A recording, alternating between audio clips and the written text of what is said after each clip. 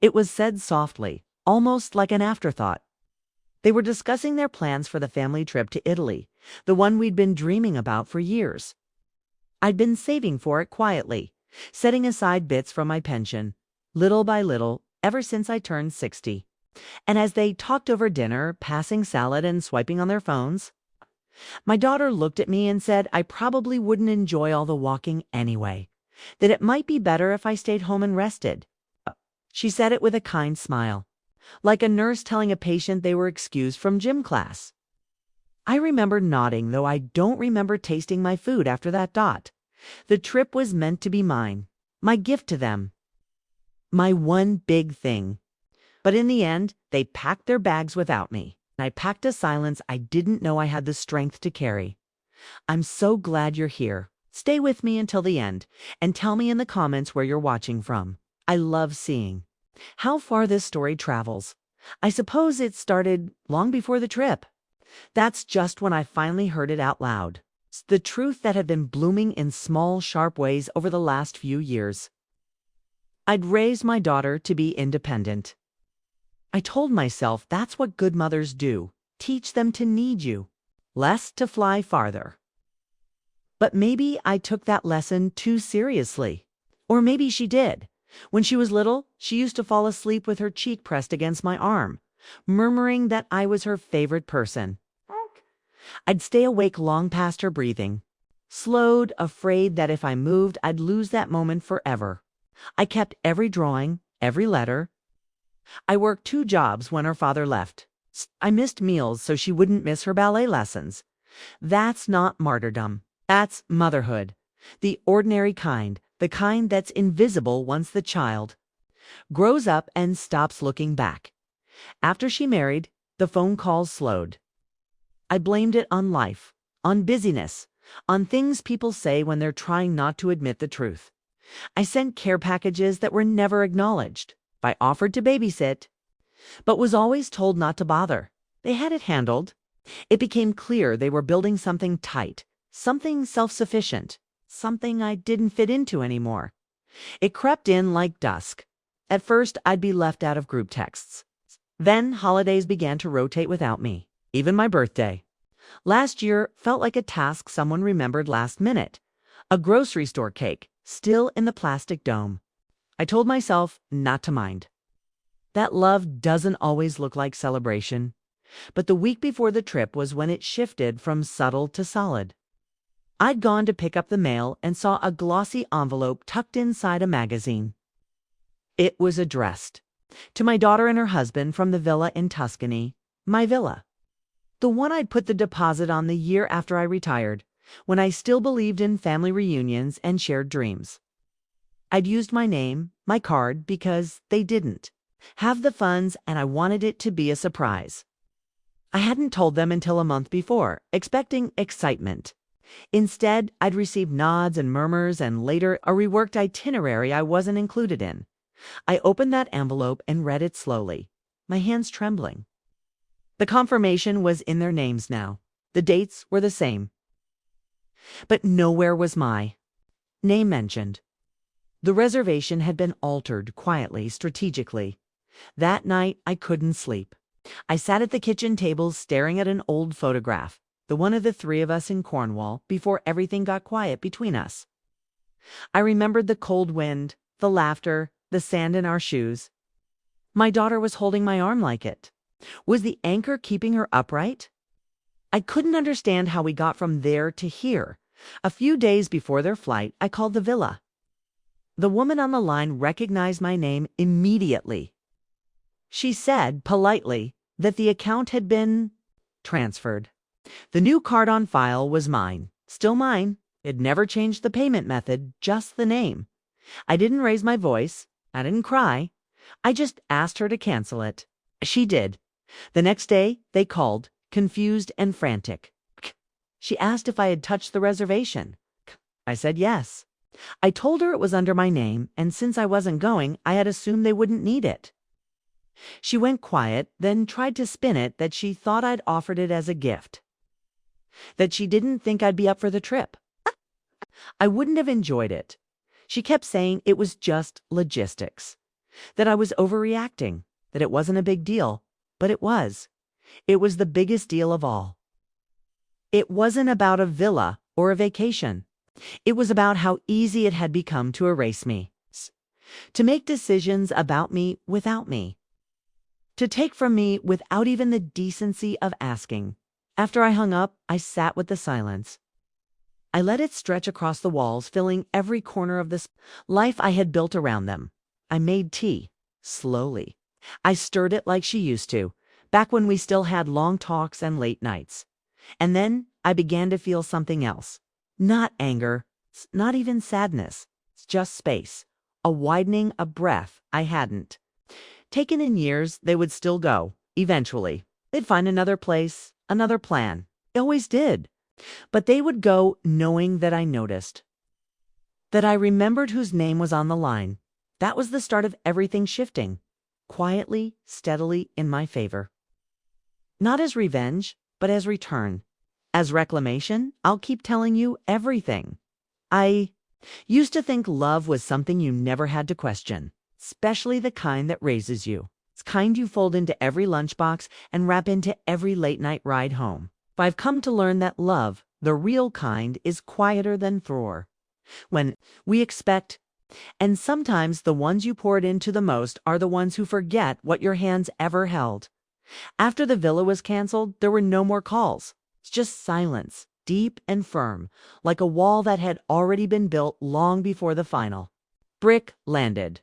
I kept walking through my days, but something inside had paused. I felt like I was watching myself from a short distance, as if I'd stepped just slightly out of frame. The mornings were the hardest. They always are when you're alone with your thoughts before coffee can soften them. Sit at the kitchen table with the same blue mug I'd used for years. The rim had a hairline chip I never minded. It made it mine. I'd sip slowly and stare out the window over the sink, where the garden used to bloom wild with lilies and climbing roses. I hadn't planted anything this season. Soil felt too tired. I kept the house in order. I kept myself in order. But there was a hollowness to everything, like the echo of a room that used to be full. I wasn't sure when my daughter had started seeing me as excess, like something once useful that now just took up space. I tried to pinpoint it. Was it after she had her second child? Or was it when her new circle of friends, the sleek ones with perfect teeth and calendars that didn't allow for aging mothers, took over her weekends? I remember the first time she asked me not to post a picture with her on my birthday. She said it gently, with a laugh, that she just didn't want people to see her without makeup.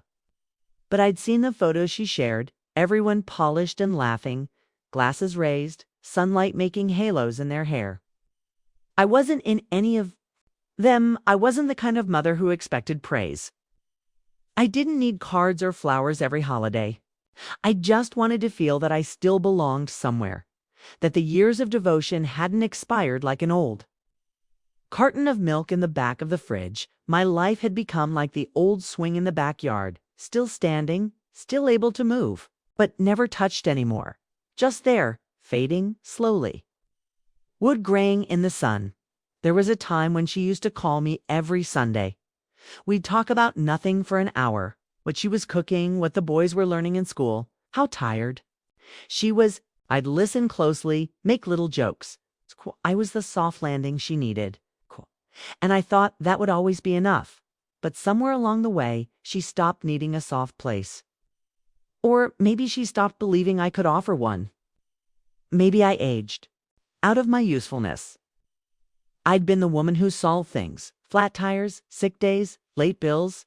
But when you're not needed, you become optional. And then invisible. I tried not to take it personally. That's what I told myself every time I saw another family photo without me. I told myself they were busy, that I was loved just in a quiet background kind of way. But background love is not the same as presence. It is not the same as respect. And then the trip came up, and I thought, finally, this was the bridge. A reunion in the hills of Tuscany.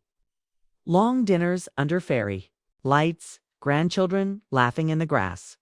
I imagined bringing them all together, Not to impress them, but to remind them of us, of what mattered.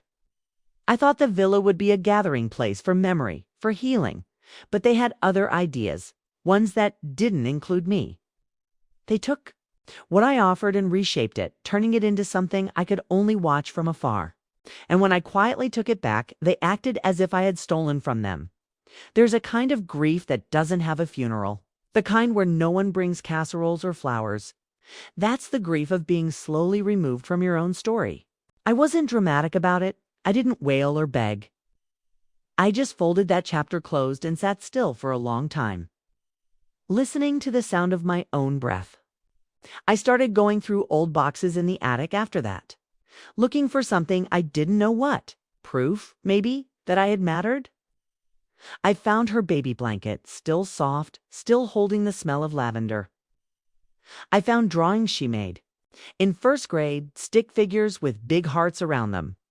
I was always the biggest one, labeled Mommy with a sun drawn over my head. I sat with those papers for hours, letting memory pass through me like wind through curtains. I let the weight of it all settle, not just what had been lost, but what had been given. All the ways I had loved her, all the ways I still did. And I realized something. I had been waiting for years. For recognition, for an apology, for a return to what we once had. But maybe waiting was another way of holding on to pain. Maybe release was quieter. Maybe it was time to stop expecting them to see me. Maybe I needed to see myself again. That night, I took a walk around the block, something I hadn't done in weeks. The sky was turning violet and the air was thick with the scent of honeysuckle. A boy on a bicycle passed by and nodded at me, just a small thing, but it reminded me that I was still here, still a person, still worthy of being seen. It was the beginning of a shift, gentle, almost imperceptible. But something in me moved, and I knew then I wasn't done yet. Not by a long stretch. It's strange how quiet betrayal can be. It doesn't always arrive with shouting or slammed doors. Sometimes it comes with a smile. A calendar that no longer includes you. A laugh that you're not invited to share. I had spent so long adjusting to the absence of noise that I forgot to listen for what was missing. After the villa was canceled, they didn't call again for over a week. Not to check in, not to apologize, nothing. I'd gone from centerpiece to side note and then from side note to silence. I thought there'd be some effort, a text, a card, maybe even a drop-by to smooth things over. But I was mistaken. I was no longer a part of their planning, and more painfully, no longer part of their conscience. That week, the mailbox stayed empty, except for catalogs and bills. No postcard from the kids saying they missed me. No call from my daughter explaining what had really happened, or even lying well enough to convince me she'd tried. I spent too much time at the kitchen window, watching the wind bend the trees and wondering when exactly I became so easy to leave behind. I began to notice other things. Things that had been there all along, only now I couldn't ignore them. My name wasn't on the emergency school contact list anymore. I only knew because I asked about it once, gently, when I picked up the boys early from a dentist appointment. My daughter gave a vague excuse about keeping things streamlined. How the school preferred fewer contacts. Streamlined. That word hit me like a vacuum bag to the chest. Neat, efficient, and emptied of what once mattered. My old friend Evelyn used to say people make space for the things they love. That if someone isn't making space for you, they're making a choice. I hadn't called Evelyn in months. She'd left me 2 voicemails around Christmas, and I never got back to her. Not because I didn't care, but because I didn't want to admit that I was starting to feel ashamed. Of being excluded. Of not having the perfect daughter, the close family, the warm circle. I had always prided myself on holding things together. It felt humiliating to have nothing to hold. I started noticing the language they used with me had changed. And I did see them, short visits, 10-minute hellos in driveways or doorsteps. I was often met with polite indifference. I was told to rest, told not to worry, told not to overthink. My daughter had started calling me by my name in front of others. Not Mom, just Lena. It happened once at the birthday party of her friend's child, where I stood at the edge of the yard holding a paper plate with a half-eaten cupcake. Heard her say it? Lena can sit this one out. She gets tired in the heat. I wasn't tired. I was standing there. But in that moment, I could feel myself shrinking, like a piece of clothing left too long in hot water. They were rewriting me in real time, turning me from participant to observer, from mother to relic. I started going through my drawers the next morning, slowly, one at a time. There were things I hadn't looked at in years. Papers from my pension, copies of my will, joint documents I'd once updated when I added her name for convenience. It had seemed like the right thing to do. She'd help with things if I ever became ill. She was responsible at the time, or at least I thought. She was. I found a stack of old utility statements, all forwarded from her address.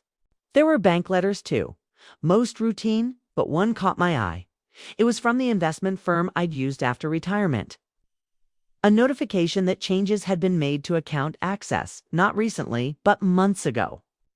I hadn't remembered making that change. I couldn't even recall the password to log in online anymore. That night, I took out my little black notebook, the one I used for passwords, doctor notes, birthdays. I hadn't updated it since 2019. That year was a blur. It was the same year I had gallbladder surgery. The same year I gave her access to a few things in case anything happened. At the time, I was grateful.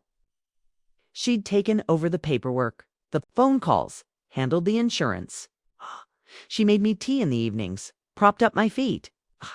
I thought it was kindness. I didn't know it would become a quiet transfer of power. I've started writing things down again. Dates, names, times I'd been excluded. Things that felt wrong. I wasn't making accusations, not yet, but I needed a record. Something outside of my own memory. Something that could remind me that I wasn't imagining any of it. Because the scariest part wasn't that they were pulling away. It was that they made me feel unsure of myself while they did it. Every time I asked a question, it was met with a smile and a subtle suggestion that maybe I'd just forgotten. Maybe I wasn't keeping up. Maybe age was taking its toll. There's a particular cruelty in being told. You're confused when you're actually seeing something clearly for the first time. It wasn't just neglect. It was a redefinition. And if I didn't act soon, I feared I'd be erased altogether, legally, emotionally, even financially, a ghost in my own life. So I made a call to my old friend Evelyn. She picked up on the first ring. I didn't say much, just asked if she could come for tea. She was at my door an hour later, holding a lemon tart and wearing that no-nonsense cardigan she'd had since we worked together in the district office. She didn't ask questions right away, just poured tea, watched me carefully, and let me speak at my own pace.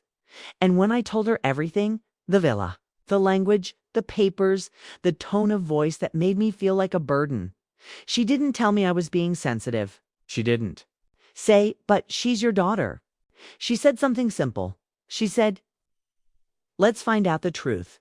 And that was the beginning of something new, a different kind of movement, not revenge, but reckoning.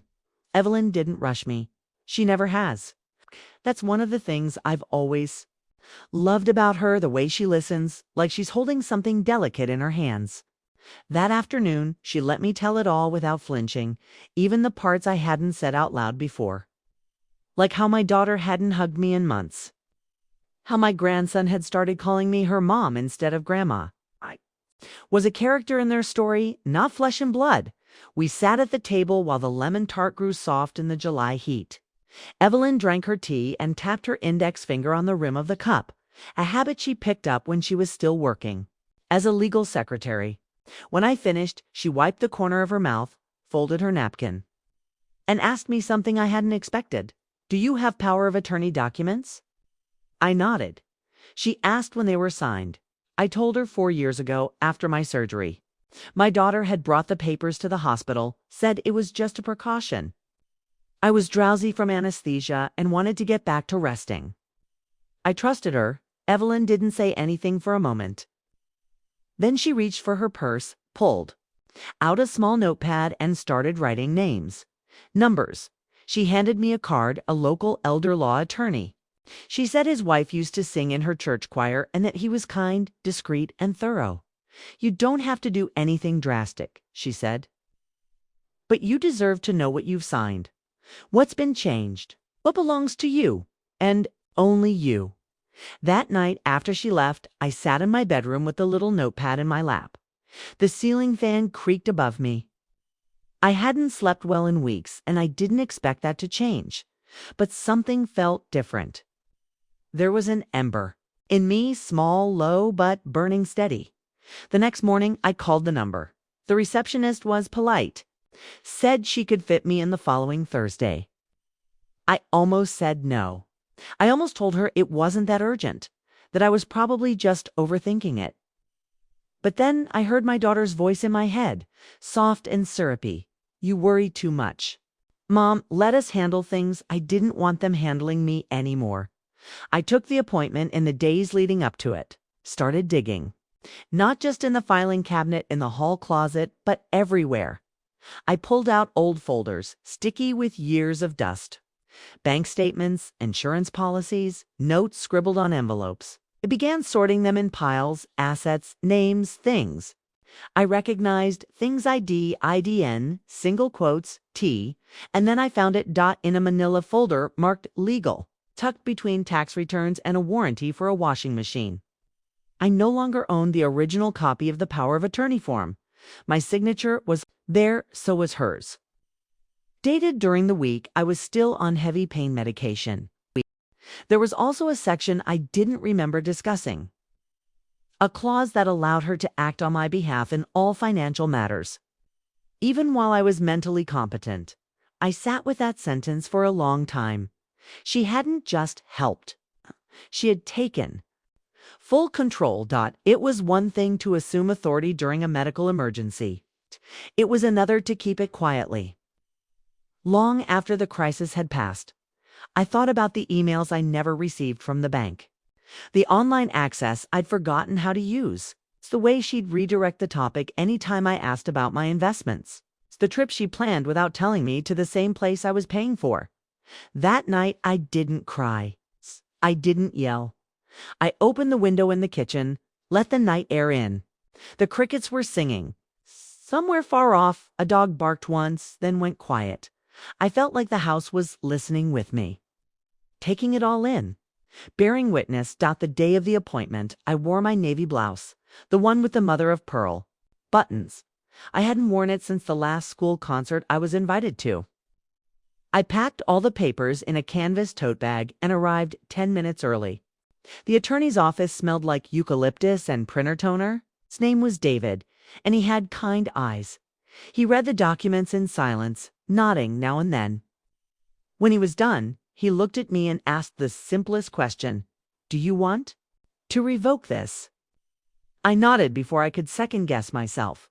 He explained that I had every legal right to take back control, that I could reassign the power of attorney or avoid it altogether, that I wasn't confused, thought this kind of thing happened more than people realized, especially to women, especially to mothers who trusted too easily too long.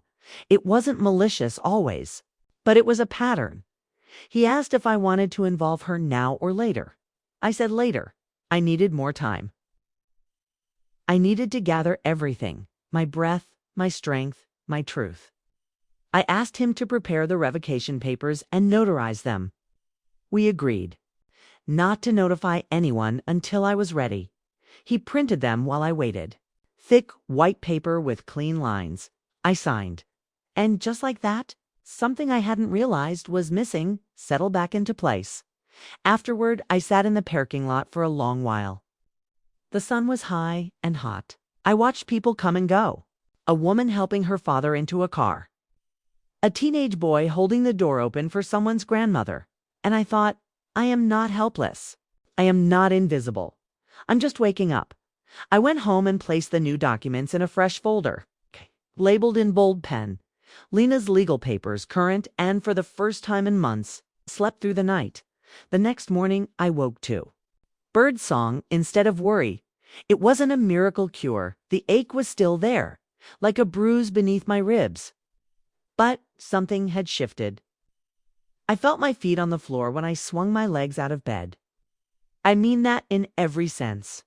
For the first time in months, maybe years, I was present inside my own life.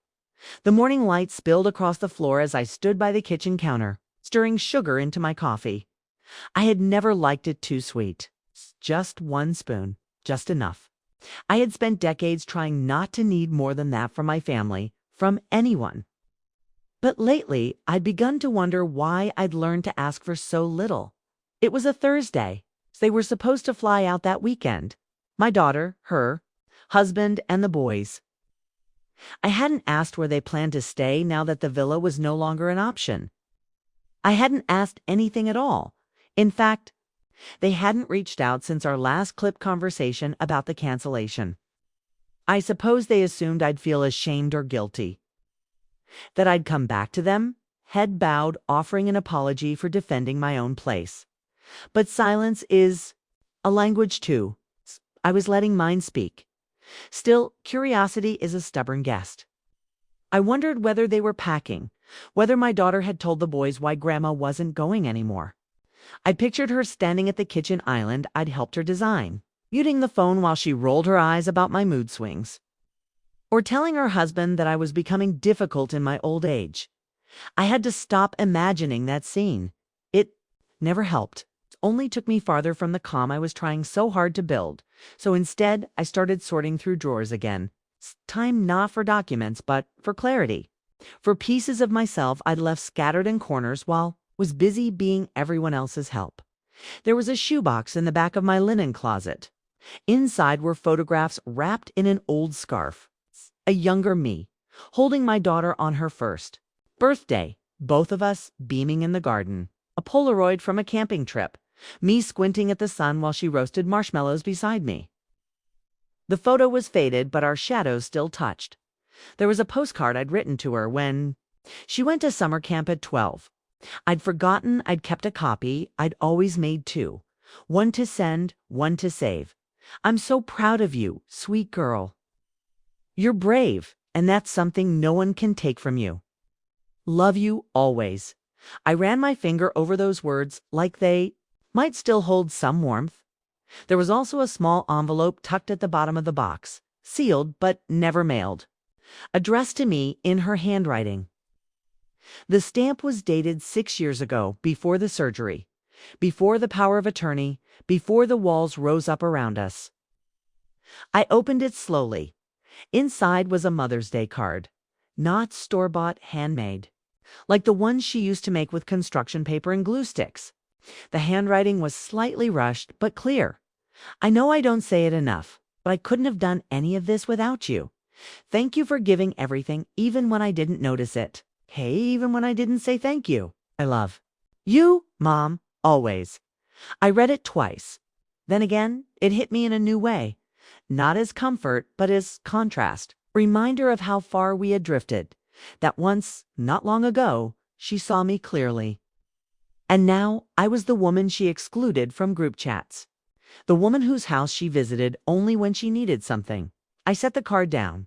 Let it rest there on the kitchen table beside the mug, beside the silence. I didn't need to throw it away. I didn't need to frame it either. It was just a fact now, like a weathered stone on the path. It's once important, now just another step. Forward, that afternoon, Evelyn came by again. She didn't bring tart this time. Just a small folder of brochures. Retirement planning, alternative housing, co-housing, even RV travel groups. She slid them across the table and watched me carefully. You don't have to decide anything today, she said. But I think it's time. You started imagining something different. Not running away. It's building something that doesn't need their permission. I didn't say anything at first. Just stared at the glossy images, sunsets through van windows, quiet porches lined with potted herbs, little cottages with yellow curtains, peaceful places. Places where a woman like me wasn't someone's fading responsibility, but simply someone who'd arrived. Then I told her what I'd been thinking about. about updating my will, about moving some investments, about changing the locks, not just on the doors, but on the parts of my life I'd left open too long. She nodded slowly, not surprised, just proud. "You're not being dramatic," she said. "You're being deliberate." It was strange how hearing that made me sit taller. That night, I made lists. Lists of what I owned, what I still wanted, lists of people who still called me by my name with love. There weren't many, but there were a few. Enough. Evelyn, of course. My neighbor, Mr. Burrell, who brought my paper to the porch every Sunday. Without fail. The librarian at the local branch who always remembered my card number before I said it. Small threads of kindness. Quiet affirmations. I didn't cry once that day. Instead, I walked out to the garden with a trowel and planted something. It wasn't much. Just a small patch of marigolds and thyme. But it was the first thing I'd planted in over 2 years. And as I stood there, dirt on my palms, breeze in my hair, I heard my own voice in my head, soft but steady. "I am not done. I am not theirs. I am still growing." The morning they left for Italy, no one told me. I only found out through Evelyn, who had seen a photo posted online. All smiles at the airport, suitcases stacked behind them like trophies. My daughter was in the center, her hair tucked neatly into a bun, the boys flanking her with matching neck pillows. My son-in-law raising a cup of coffee like a toast. The caption read, finally, "Family time we've been needing for years." Family. Time, I stared at that word for a long while. It's strange. The ache of being left out becomes less sharp over time, but the surprise never dulls. I wasn't waiting for a last-minute call or a ride to the airport, but a part of me had quietly hoped that maybe they'd remember whose name had been written first on the dream. Who started it? Who saved and planned and imagined every last detail down to the cypress trees lining the gravel road? They hadn't even told me they were going. I closed the tab, sat at the table in the quiet, the same blue mug beside me. It had cooled. I hadn't even taken a sip. Outside, the garden was starting to look like a place again. The marigolds were already beginning to open their gold faces to the sun. The thyme gave off a soft scent when I brushed past. It wasn't a grand thing, not a villa, not a trip across the sea, but it was mine. Mine in the way few things felt lately. I'd spent the last 2 weeks slowly redrawing the lines of my life. Small strokes. Precise. I met again with David, the attorney. We sat for an hour going over everything, not just the power of attorney, but the will, the beneficiaries, the bank access, the medical directives. One by one, I reclaimed every piece. It was like knitting my name back into the fabric of my life where it had been quietly unpicked. I changed the locks on the house, not out of fear, but from clarity. I'd given them keys once because I trusted they'd treat this place like home. But lately it felt more like a resource, a storage unit, a spare guest room, a place to borrow tools and return nothing. And something in me said, no more. If they wanted access, they could ask, not assume. I even called the financial institution and moved a portion of my savings into a separate account. One they didn't know about. Not because I planned to hide, but because I needed a place that belonged only to me. A future that didn't have their fingers in it. Evelyn helped me look at housing options. Just out of curiosity, she said, but I knew it was more than that. We drove to see a small community of cottages tucked just outside town. All single-level homes, simple but full of light. One of them had a little screened-in porch with a rocking chair already placed like a promise. I stood in that doorway, looking in at the empty space, and I could almost see myself reading in the afternoon, watering plants in the morning, leaving the door open just enough for air. But not for anyone who didn't knock first. I didn't sign anything. Not yet, but I took the brochure home and folded it neatly. I placed it on my nightstand, like a lighthouse. A quiet signal dot at night. I spoke less to the pain and more to the possibility. I stopped checking my phone for messages that wouldn't come. I started listening to the old radio by my bed again. Music from the 60s, the kind my mother used to hum while folding laundry. It made the dark feel kinder somehow, like I wasn't alone, just resting in a long, gentle pause. A few days into their trip, I received a message. Not a call, just a text. It said, "The boys miss you. We'll call when we're back. Hope everything is fine." I didn't respond, not because I was angry, but because that sentence didn't ask anything of me. It didn't acknowledge what had been done. It didn't say we're sorry or we realize how we've treated you. It was a sentence sent into the wind, hoping I'd stay soft, stay waiting, stay grateful for crumbs. But I wasn't hungry anymore. I had fed myself something more nourishing. In the last few weeks, truth, clarity, space didn't taste as sweet as their approval once did. Well, it filled me deeper. It stayed with me longer. One evening, I took out the cardboard box from the attic, the one that held old toys and drawings and Mother's Day cards. I didn't throw anything away. I just organized it, put things in order. Let each item have its place, its time. I wasn't trying to erase her childhood or our years together. I was just giving those memories a shelf, not a pedestal. I folded the last drawing, the one where she'd drawn us in matching dresses with best friends forever, scrawled underneath and placed it in the bottom of the box. I tied the lid shut with twine. Not goodbye, but enough. Then I opened the window and sat in my chair with a notebook in my lap. I started writing a list. It was titled, "Things I Still Want." The first thing I wrote was peace, then movement, then color. I wanted more color in my life. And under that, I wrote a sentence I hadn't let myself write in years.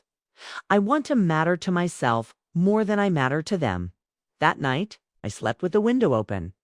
No TV, no scrolling, no waiting, just the sound of wind through the marigolds and the steady rhythm of my own breathing.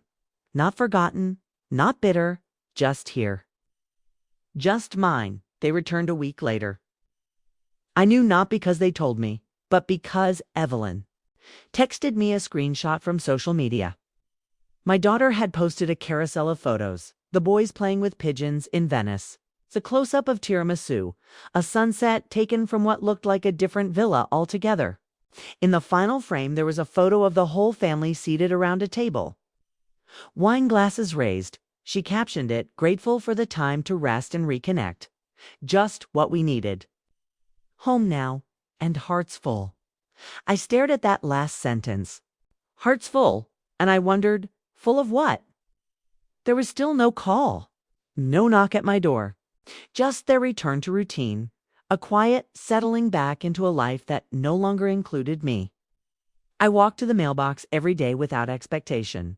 Now, but part of me still checked with the same childlike hope, as if a letter, a note, some small gesture might arrive to repair the fracture, but nothing did.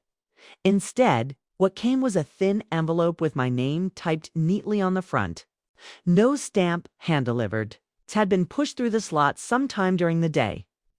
I opened it at the kitchen table, as I did everything now. It was a short note from my daughter. It said, "Hope you're well. We'd like to stop by Sunday to catch up and talk through a few things, maybe around noon." No warmth, no apology, just an appointment. I folded the paper slowly, sat there for a while. My tea had gone cold again. That Sunday, I made sure the house was clean, not because I wanted to impress them, but because I needed to feel grounded. I opened all the windows, let the air in. I didn't bake anything. I didn't set out snacks. I simply prepared myself. They arrived at 12:30 without a word about being late. She came in first, carrying herself like someone performing generosity. Her husband followed, distracted, checking his phone. The boys stayed in the car. I asked if they wanted to come in. She said they were tired, and besides, they'd already eaten. She sat down without asking, looked around the room, like she was surveying something she once owned. Then she said she'd been thinking that maybe I was struggling more than I realized, that the canceled trip had really shaken things, that she understood. It could feel disorienting getting older, especially with so many moving parts. She smiled when she said that word, disorienting, like she was offering me a soft pillow of pity to rest on. Then she said carefully that she'd spoken to a financial advisor, that she was concerned about some of the decisions I'd been making, that maybe it was time to consider putting some things in writing. For my protection, I listened. Ski, I didn't speak. She went on about long-term care planning, about the benefits of consolidating accounts, about simplifying property matters so there aren't complications down the line. I sat across from her and realized something very clearly. She was not there to check on me. She was there to see if I was still pliable, but I wasn't. I told her I'd already met with my own advisor, that my will was updated, that my accounts were secure. That power of attorney had been revoked weeks ago. Her face shifted just slightly. But I saw it, a flicker of something, confusion, maybe, or realization, that she no longer held the strings.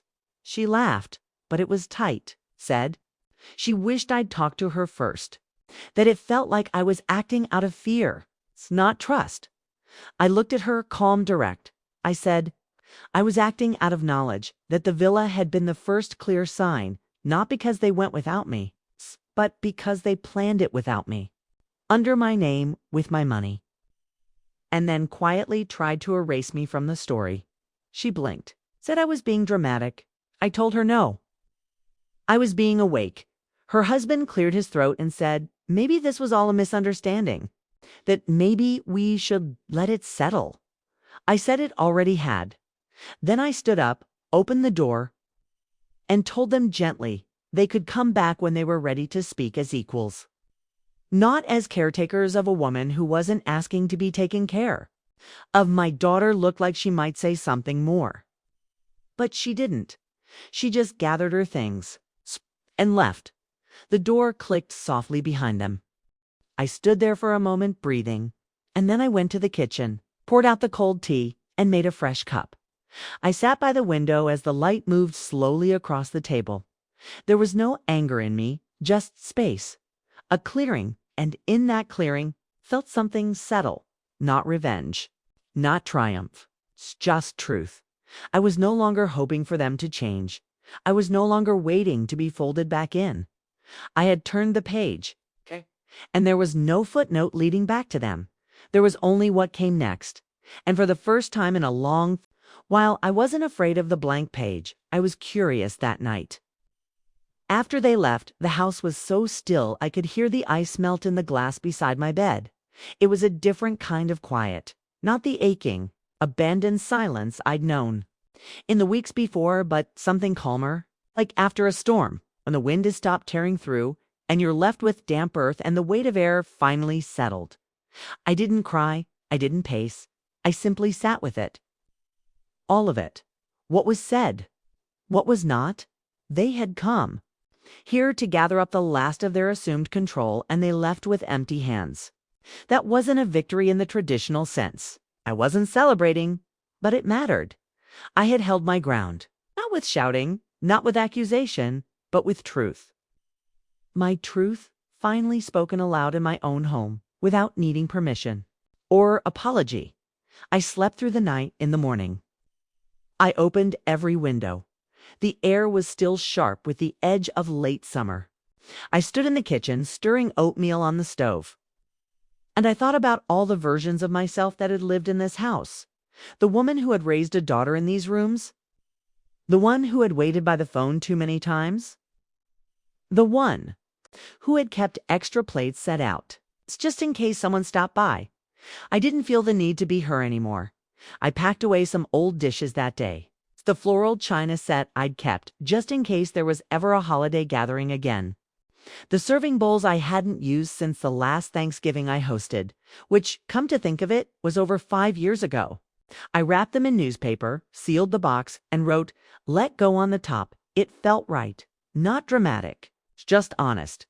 That afternoon, Evelyn came by. She brought a thermos of coffee and a lemon scone she'd picked up at the farmer's market. We sat outside in the backyard, in the folding chairs I'd forgotten I still had, while the marigolds caught the light and the wind whispered through the fence slats. I told her what happened. Every word of it. She didn't interrupt. She just listened the way old friends do, with her whole face like every syllable was something worth holding on to. When I finished, she exhaled through her nose and nodded. She said, "You didn't lose anything yesterday. You reclaimed it." That sentence stayed with me. We talked about small things after that. What we might plant next season. The house with the yellow shutters down on Maple Street that had gone up for rent. The movie playing at the community center next week. Life. The regular, nourishing kind. After she left, I sat in the backyard a while longer. The sky had turned a dusky pink. I watched the light touch the tops of the fence, then the trees, then disappear altogether. I thought about how long I'd been shrinking myself to fit into a shape that made them comfortable. Years of second-guessing, of wondering if I had said too much, asked for too much, hoped for too much. I hadn't. What I had done was allow this slow erosion of respect. One polite silence at a time, but not anymore. The next day I visited the bank and moved the rest of my funds. I closed out the joint accounts that I had once opened for convenience. I signed the forms with a steady hand. The teller, a young woman with a soft voice and kind eyes, looked at me and smiled when I said I needed everything placed in. "My name, only my name." I said, "I've decided to trust myself again," she said. "I think that's beautiful." And it was. I walked out into the afternoon sun, my purse a little lighter, my heart a little fuller. That evening, I sat with the brochure. Again, the one for the small cottage community just outside town. I traced my finger along the photo of the screened porch, the one with the chair and the morning light. I could see myself there, reading, breathing, not waiting for someone to stop by, not hoping to be needed, just being. I called the number. The woman on the line remembered me. She said, "The little white one with the porch. It's still available. Would you like to come take a second look?" I said yes. That was it. No fireworks. It's no big announcement, just yes. I wasn't running away. I was walking toward something. Something smaller maybe, but also wider, roomier, filled with only what I wanted to bring with me the next morning. I took a photo of my garden, the marigolds, the thyme, the patch of new green I couldn't name yet. I printed the photo and wrote on the back, "Started over." Right here, I slipped it into my journal between the pages of my list, things I still want. I reread that list before bed. It had grown, peace, movement, color, a place of my own. A morning where no one expects anything from me. A night where I don't expect anything from them. And then I added a life that belongs only to me. And no one else's permission to live it. The days that followed were quiet. But they weren't empty. I started donating things, clothes I didn't wear, books I no longer felt the need to keep. I walked more, baked again, played music at night. Nothing loud, just enough to feel the edges of the silence soften. I wasn't lonely. I was alone, and those are different things. When the phone rang that weekend and I saw her name, I let it go to voicemail. I listened to the message later. Her voice was polite, light. She said she hoped we could reconnect soon. That she? Missed me. That the boys did too. There was a pause at the end. Like she might say something real, but then the line went quiet. I didn't call back. Not because I didn't care, but because love without respect is not love, and memory without presence is not family. I had finally stepped back into the center of my own life, and I wasn't going to step out again just because someone knocked. Not unless they knocked with both hands, one for apology and one for change. The cottage was smaller than I remembered. Or maybe I was larger now. Not in size, but in self. When I stepped into it again, weeks after the voicemail I never returned. It felt like a breath I didn't know I'd been holding had finally been released. The floors were wide plank oak, the kind that creaked kindly. The windows caught the afternoon sun in a way that made even the dust motes look like something holy. The woman showing me around, Diane, asked if I had any questions. I didn't. I just wanted to stand in the space to listen to it. It was quiet, but not empty. It felt like something had been waiting for me. We walked out to the porch, where the single chair I'd seen in the brochure still stood, though now with a cushion. In faded blue, Diane smiled and said the last tenant left it behind and I was welcome to keep it. I ran my hand over the wood. It was smooth from years of use. I told her I'd take it, the chair and the cottage. I didn't tell anyone else. I didn't announce it on social media. I didn't send a message to my daughter. I didn't even tell Evelyn until everything was signed. This was mine. A decision that belonged to me and only me. I moved in quietly, one box at a time. I left behind most of the furniture, the wedding china, the heavy memories pressed into the walls of the old house. I took only what I needed, a few photo frames, my favorite books, my mother's quilt. The rest I donated or left with a note for the next owner. When I closed the door to my old house for the last time, I didn't cry. I placed my palm against the wall near the front door and whispered, "Thank you." It had held me for a long time, through grief, through joy, through the slow unraveling of what I thought would last forever. But now it was time to go, the first night in the cottage. I slept with the window open. I listened to the frogs calling from the small creek that ran behind the property, and I thought about how different this quiet felt. It wasn't silence born from being ignored. It wasn't the echo of being dismissed. Stillness of my own making. It was peace. In the morning, I made coffee and sat on the porch in that blue-cushioned chair.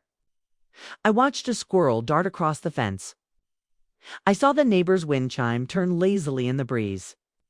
And for the first time in years, I didn't feel like I needed to prove anything to anyone. I didn't need to be needed to be whole. Evelyn visited a few days later. She brought a potted lavender plant and cried when she saw the porch. She said it felt like me. I laughed and told her I felt like me too. We sat for hours. We talked about the days behind us, but mostly we talked about what came next. The hiking trails nearby, the community book club, the second-hand shop around the corner where I might find new curtains. We talked about painting, about learning how to pickle vegetables, about becoming women who wore silver rings on every finger just because we liked it's the way they looked. We didn't talk about my daughter, not because we were pretending, but because I didn't need to hand her the spotlight anymore. I had been orbiting around her approval for too long. Now I was stepping back into my own center. The next week a letter came, no return address, but I knew the handwriting before. I opened it. I'd memorized it when she was 12 and wrote notes asking for sleepovers and allowance. Inside, there were 2 pages. The first was an apology. The second was an explanation. She said she hadn't meant to push me out. Had been overwhelming, that she thought I wanted distance. That she had tried her best, and maybe she had in her way. She said the trip wasn't meant to be cruel, that it had been chaotic, not calculated. She said she missed me, that the boys asked for me, that she wondered if I was angry. I folded the pages slowly, set them down beside my tea. I wasn't angry, but I wasn't going back, not in the way she meant. There is a kind of forgiveness that doesn't involve return, a kind that is soft and quiet, like laying down a heavy coat you no longer need. I could forgive her for not knowing how to love me through aging. I could even understand why she distanced herself. The way youth sometimes fears the reflection of what comes after, but I couldn't forget how easy it was for her to uninvite me from my own life. I didn't write back, not yet. I didn't need to rush. Forgiveness wasn't a ticket back into the old pattern. It was just the clearing of space inside my chest, so something new could grow. Instead of replying, I did something else. I walked to the local bookstore and bought 2 new journals, one for writing, one for sketching. I joined the community art class that met every Wednesday afternoon in the back of the library. I signed up to volunteer at the Historical Society once a month, dusting off old archives and listening to strangers tell stories of a town that had lived more lives than I ever would. I wore my silver rings, all of them, and when the wind came through the trees at night, it didn't sound like loss anymore. It sounded like grace. One morning, as I sat on the porch sipping coffee, a little boy rode by on a red bicycle and waved. I waved back. He reminded me of my grandson. I didn't feel this sting anymore. Just a soft warmth, a recognition of something I'd once held. And the peace of having let it go. I still loved them. That never changed, but I loved myself now too, and that changed everything. The days fell into a new rhythm, slower, quieter, but steady. I learned to live in this new pace, to wake without dread, to eat without rushing. I stopped waiting for someone to ask how I was. I asked myself instead. The cottage became more than a refuge. It became a mirror. In its small rooms and sunlit corners, I saw parts of myself I had forgotten. The woman who used to hum while cooking, who arranged flowers just for herself, who wore lipstick even when no one else was coming. There was a joy in small acts again. I painted the porch railing white. I baked lemon bread and wrapped a slice for the woman next door who had recently lost her husband. I hung wind chimes from the branch outside the kitchen window. I let them sing through the afternoons, a soft reminder that not all sound needed to come from voices.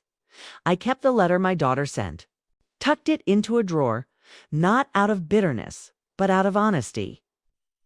There was a time I might have clutched it to my chest, read it over and over, hoping to find something new in her words. But now, I didn't need to read it again to know what. It was an opening that came too late, a reach that didn't carry the weight of real repair. I believed she meant it.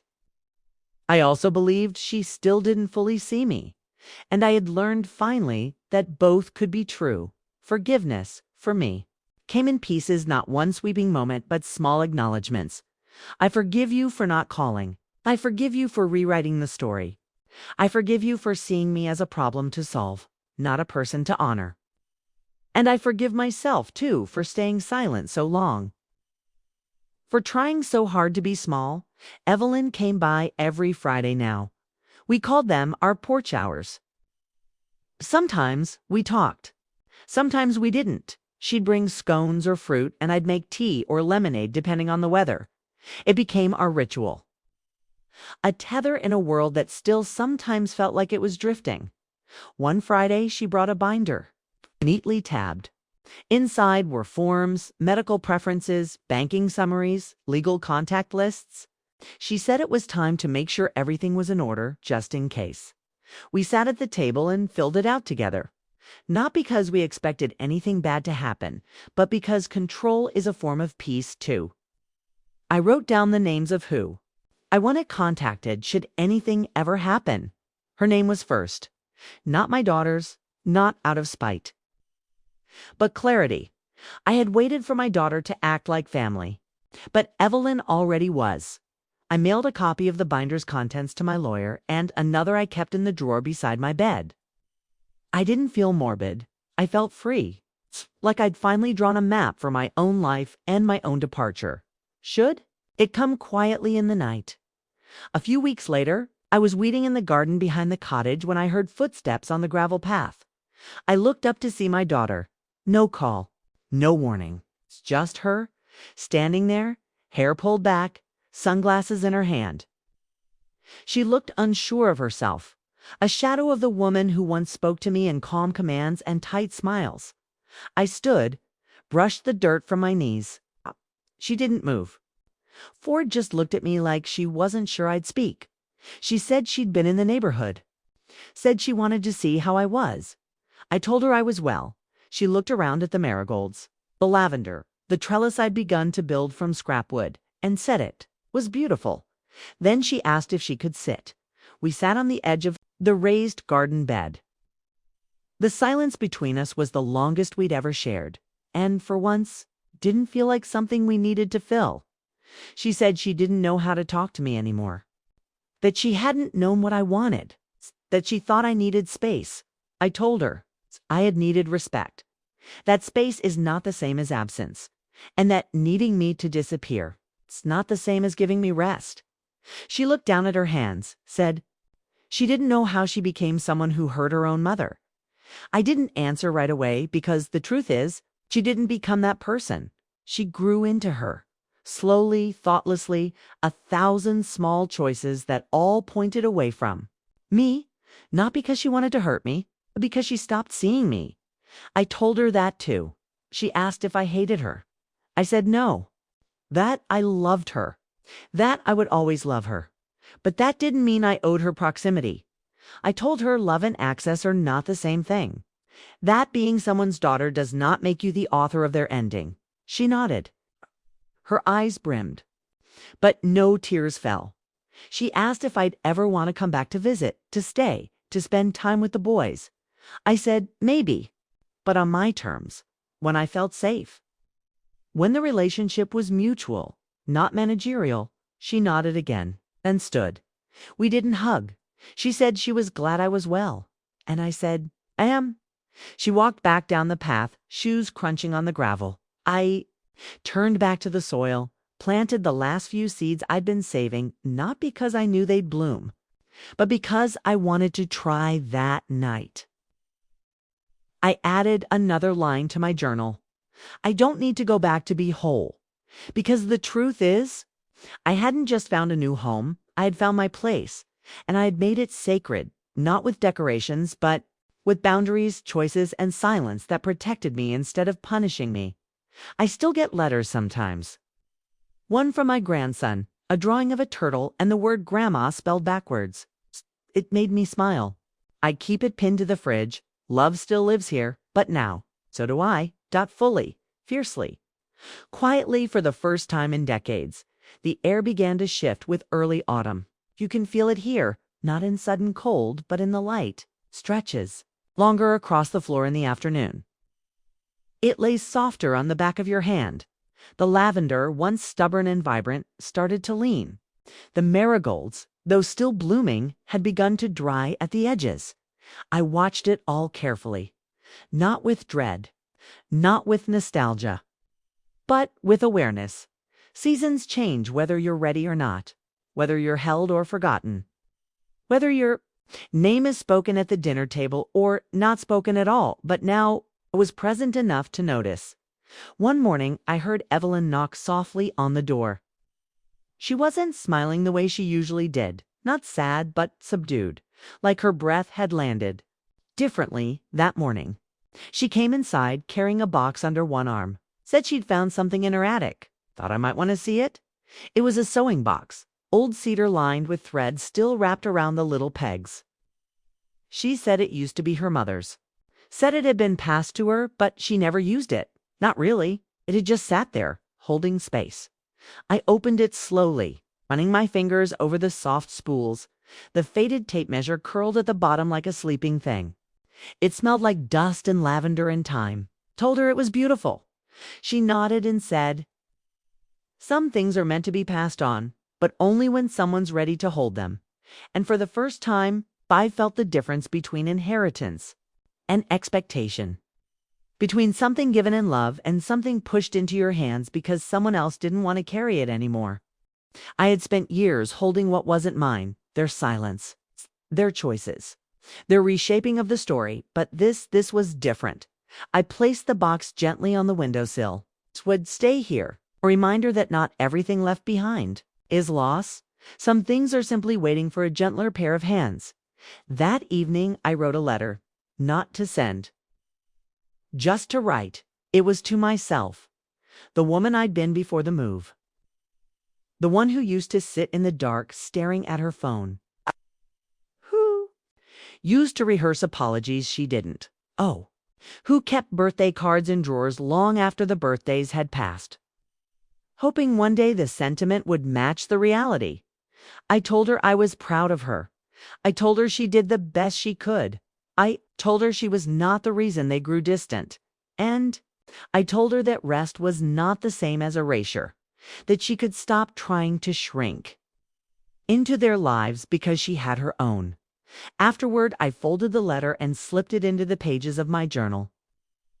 I didn't need to read it again. I just needed it to exist. A week later, I received another letter, this one in a child's handwriting. This was from my youngest grandson. A simple note, scribbled in colored pencil, said, Grandma, do you have pumpkins near your house? Monsieur Cinnamon Toast, there were two hearts drawn beneath it, one of them backward. I sat with that paper for a long time. My eyes stung, but I didn't cry. I just held it against my chest, listening to the soft echo of a love that had not been fully taught to forget me. I wrote back. I told him I didn't have pumpkins yet, but I had a porch perfect for one. That if he ever visited, I'd make the cinnamon toast just the way he remembered extra sugar on the edges. I drew a tiny squirrel in the corner. It wasn't good, but I wanted him to laugh. I didn't ask for his mother. I didn't ask when they might come. I only wrote what I meant. Love without conditions. Adore without assumptions. I mailed it the next day. A few days later, I found myself humming again. Not for anyone. Not to fill the room. Just for myself. I was baking. Not the cinnamon toast. Not yet, but a simple apple tart. The smell filled the cottage, settled into the curtains, the couch cushions, the pages of books. When I sat down with a slice and a cup of tea, I realized it had been months since I had eaten something that reminded me of comfort without also reminding me of loss. It was just sweet, just warm. That evening, Evelyn and I went for a walk. The trees had started their slow burn, reds and golds catching fire in the late light. We didn't speak much, just walked.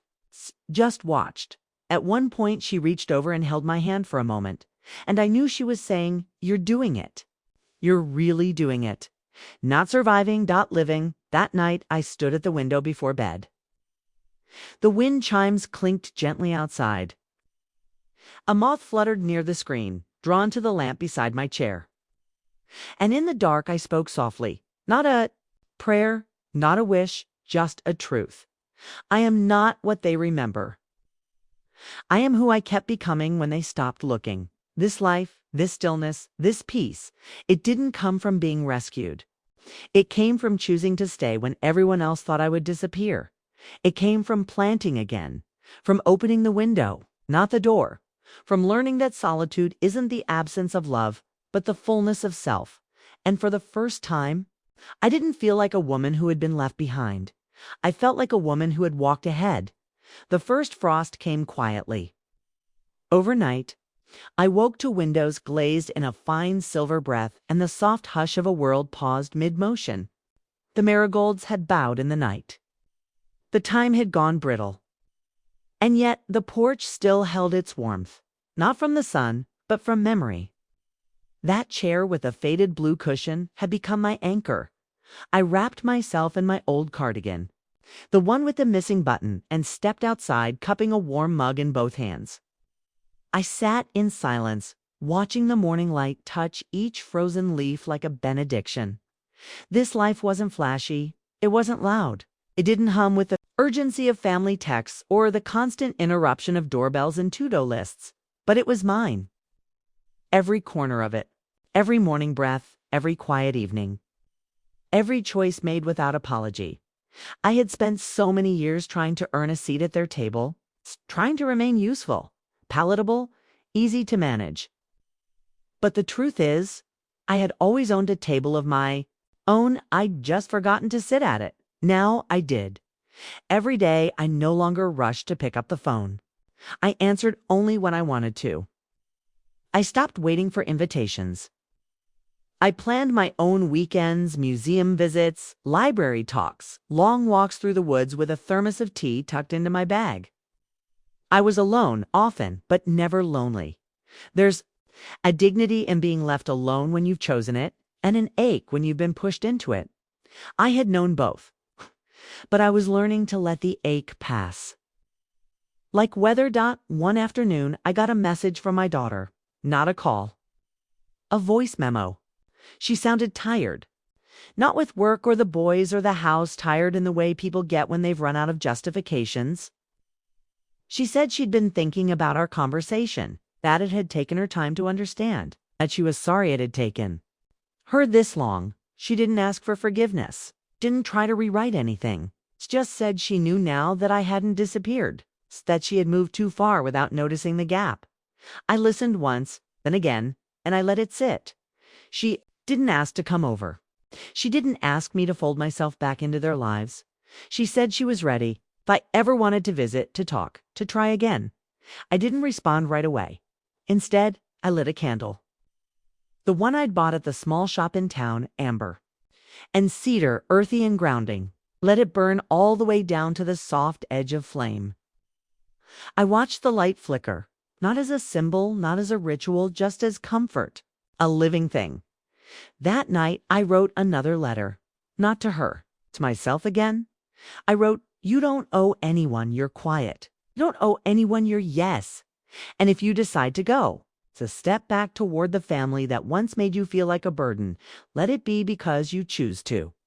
Not because you're afraid of what happens if you don't." I tore the page out and tucked it into my coat pocket. I walked to the community garden the next morning. It had gone mostly to seed, but there were still rows of kale and a few stubborn cabbages hanging on. I didn't need to harvest anything. I just liked walking between the beds, hands tucked behind me, nodding to neighbors who now knew my name. There was a woman there I'd spoken to once or twice. She was kneeling in the dirt, pruning back dead vines. She looked up at me and said, "I always see you walking alone, but you never look lost." I smiled. "I'm not," I said. That evening, I finally responded to my daughter. I told her I heard her, that I appreciated the message, that I hoped we could speak again, not as mother and daughter burdened by expectation, but as women trying to understand one another in this new shape of time. I didn't offer a date. I didn't make a plan. I just left the door slightly open. The next day, a package arrived. A small box wrapped in brown paper. No return address, but I knew the handwriting. 'Twas my grandson's. Inside was a drawing. A house with a big porch. And a sun above it. In the window, a woman with white hair smiling. Beneath it, he had written in uneven letters, "Grandma's house.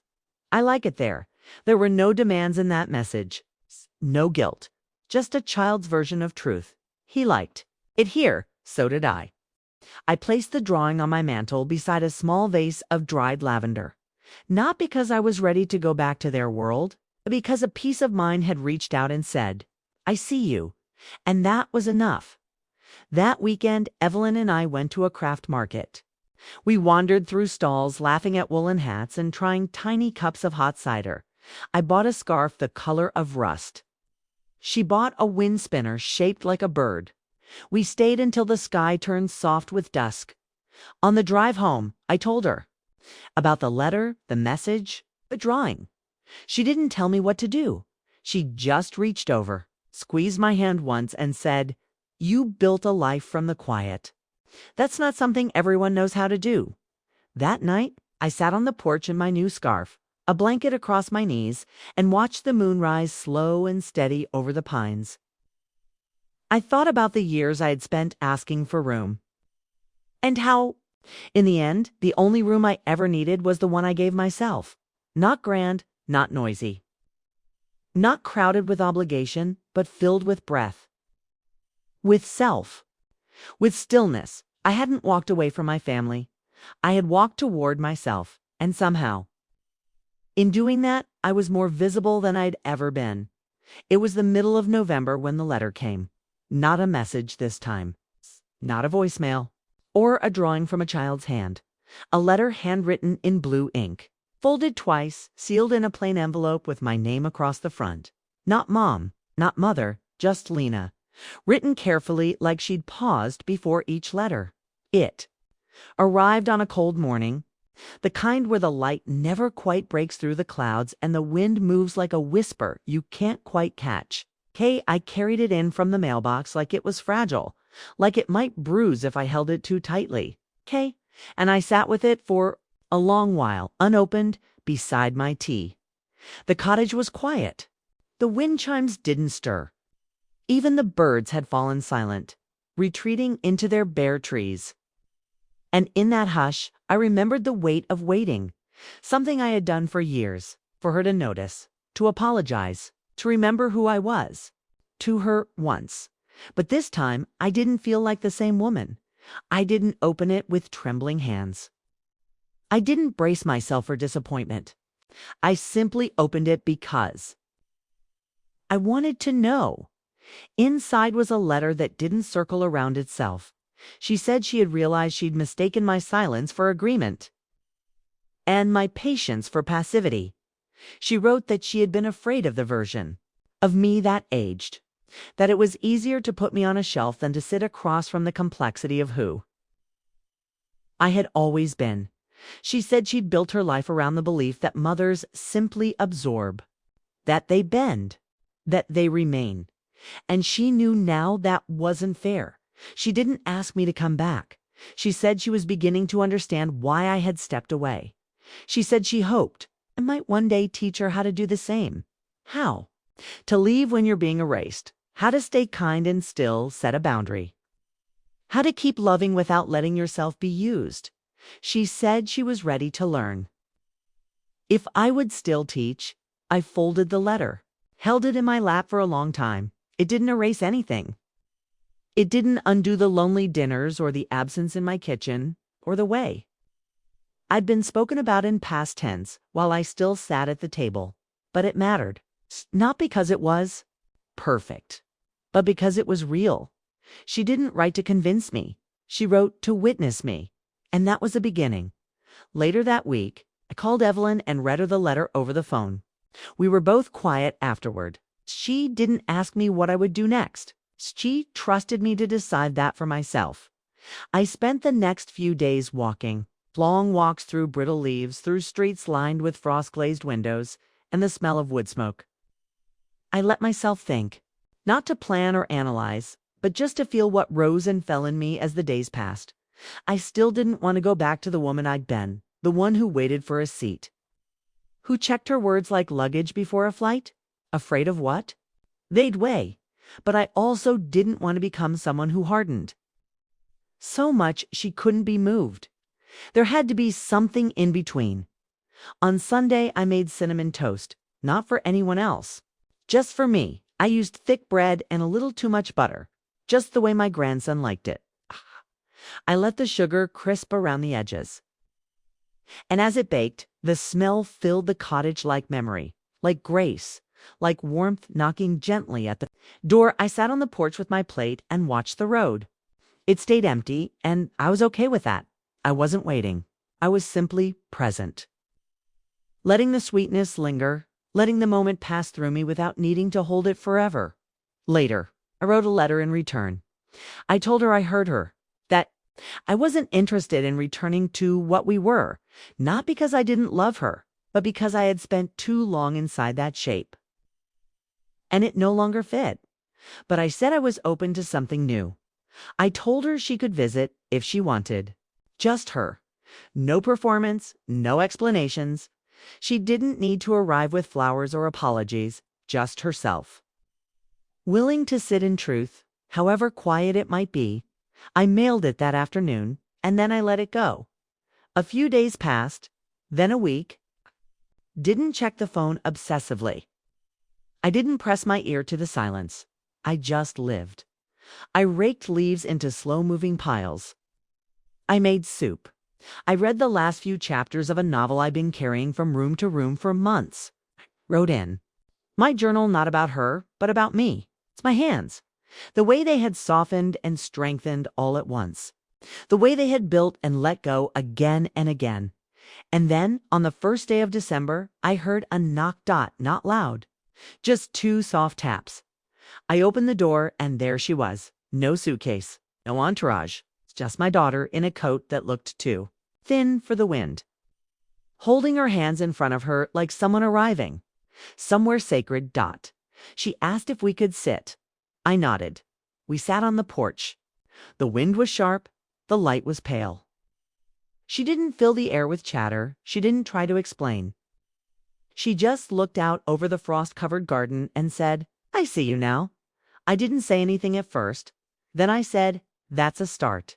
And we sat, 2 women no longer performing their roles, no longer locked in old patterns, just 2 people. Choosing to begin again, not as we were, but as we truly are. She came again the next Sunday. No announcement. No expectations. Just a knock on the door and a tentative smile. The kind that doesn't ask for anything, only offers. I had baked banana bread that morning. It's kind with walnuts and cinnamon folded deep into the batter. I sliced to pieces, set them on the chipped blue plates, and poured us each a mug of tea. She took hers with milk just like she used to. That simple, silent detail settled something in me. We sat in the kitchen this time. It was warmer there. The kettle still hissed quietly behind us. The windows fogged with breath and steam. Outside, the garden had gone bare, but I didn't mind. I'd stopped needing everything to bloom in order to feel alive. She looked around the cottage, as if seeing it for the first time. Her eyes landed on the sewing box Evelyn had given me, the dried lavender in a glass jar, the photo of my grandsons. Drawing on the fridge, she didn't say much, just breathed it in. I could feel her trying to understand the shape of the life I had built in her absence. I didn't fill the silence for her. I let her sit with it. I had learned that silence could be generosity too. When she finally spoke, her voice was low, steady. She said she'd felt something closing inside her the last few years. Something quiet and mean, the kind of feeling you can hide behind long to-do lists and busy mornings. She said it was easier to pretend I was fine than to ask how I really was, because she was afraid the answer would require something of her. She said she knew I had disappeared long before I left, and she had let it happen. I nodded, not to forgive, not to condone, just to acknowledge. Then she said something I hadn't expected. She said, "I want to know you now, not as the mother I needed when I was young, but as the woman you are." I didn't cry. I didn't tremble. I just said, "Then you'll need to come often and ask small questions." That's how I live now. And she nodded, like she understood that evening after she left. I walked through the cottage slowly. I lit a candle. I pulled the quilt around my shoulders and stood by the window as dusk laid itself across the garden. The trees were bare, their silhouettes etched black against the fading sky. But I knew what lived beneath the soil. I knew that rest didn't mean nothing was happening. It meant something was growing where no one could see it. That had been me, for years. A quiet, hidden growth, one no one had noticed because they hadn't asked. I sat at the table and took out my journal, the one with the list titled Things I Still Want. I flipped to the last page. I hadn't written anything new in weeks, but tonight I did. I wrote, to be seen without shrinking, to be loved without vanishing, to be a woman with history, not baggage, and underneath, I wrote, to be her mother, if she can learn to be my daughter again. I closed the journal. I had nothing to prove. No longer a woman trying to claw her way back into relevance. No longer dressing up for their comfort. I was simply here in my own skin, in my own life, and they could choose to visit or not. I'd still be whole, still be me. The winter settled. In slowly that year, the sky stayed gray most mornings. I wore the rust-colored scarf Evelyn bought me and baked bread once a week just to make the house smell full. My daughter came on Sundays, like clockwork, but never out of obligation. She brought stories, sometimes leftovers. Once a small drawing from the boys, a snowman with my name beside it. She had stopped trying to fix anything. She just showed up, and that, in the end, was what I had needed most, not solutions. Not declarations, presents, one. Afternoon, she asked if I wanted to come for dinner. Nothing big, she said, just lasagna. It's just her. The boys, a quiet evening. I paused, not because I didn't want to go, but because I wanted to be sure. I asked her gently, will I be expected to perform, or can I just be a guest? She looked me in the eye and said, you'll be welcome. That's all. And for the first time in a very long time. I believed her. I went. The house looked the same, but something in the air had shifted. The boys ran to hug me, their arms sticky from whatever snack they'd been eating. My daughter didn't rush to clean, didn't correct the boys for being loud. She didn't try to control the evening. Just let it be. We ate, we laughed, we listened to music. And when I left, she walked me to the door and said, I'm glad you came. I said, so am I. But I still returned to the cottage with relief. Not because I hadn't felt loved, but because I now understood where I felt most at home in a life I chose, in a space I built, in a quiet that didn't cost me my dignity. That night, before bed, I stood at the window and whispered to no one. In particular, this is not the ending I imagined. It's better. It's mine now. I'm curious about you. Have you ever experienced something like this? Let me know in the comments. And if you stayed with me until now, thank you. I'll leave you with two other stories I think you'll love.